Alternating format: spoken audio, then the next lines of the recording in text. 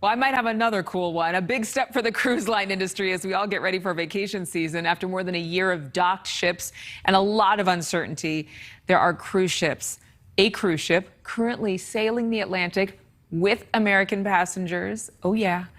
NewsNation's Entin is live from Miami. So, Brian, you spoke with some of the travelers? Yeah, Adrian, and if you know anyone who loves cruises, then you know that they love cruises. There are cruise fanatics out there, and they are back on the water.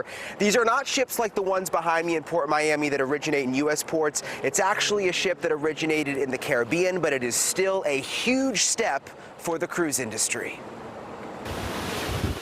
This is the first cruise ship to sail from North America since the pandemic started. The Celebrity Millennium left St. Martin over the weekend. So what's it like on the ship, Karen? This experience has been amazing. You know, I was a little hesitant coming out, being the first ship out after the pandemic. Karen Best, an avid cruiser from Branson, Missouri, is one of the 648 fully vaccinated passengers on board. When we got off the ship in Barbados, we did have to wear our masks, and we were kind of kept in a bubble on our excursions. So that's a little different than past cruises have been. The weather's a little dreary, but things on board look pretty normal. Cruisers lounging in the hot tub, playing ping pong on the deck, taking dance classes, and yes, the buffets are open too.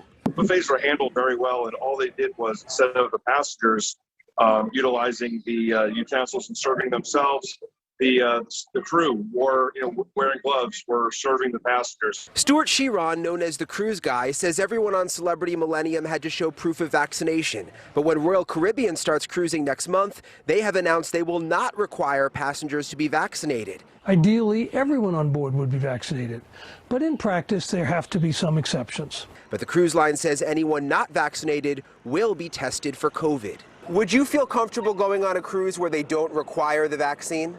I would feel a whole lot more comfortable if all of the passengers were vaccinated. You know, based on what we know, the science and technology that we know, it makes a whole lot of difference.